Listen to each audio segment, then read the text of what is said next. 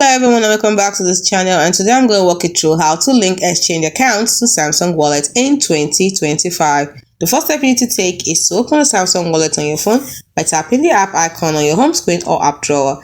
Next is to go to Payment and Account. Go to Payment and Account. You can see it by tapping the three-line menu in the top left corner. Then select Payment and Account or Linked Account in some regions. Next is to tap on Add Exchange Account. So you choose the exchange, for example, Binance, Coinbase, or Kraken. If your exchange isn't listed, just tap Link manually. Next, you enter your exchange account credentials securely. Grant Samsung Wallet read-only permissions, no withdrawal access.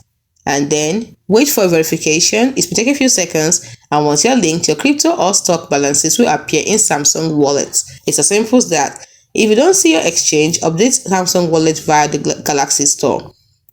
Now, this information is accurate, it's confirmed, and steps have been confirmed on Samsung Wallet version 5.2 plus One UI 7.0 and works with major exchanges like Binance, Coinbase, and Kraken. It has manual linking available for unsupported exchanges. Hope you found this video helpful.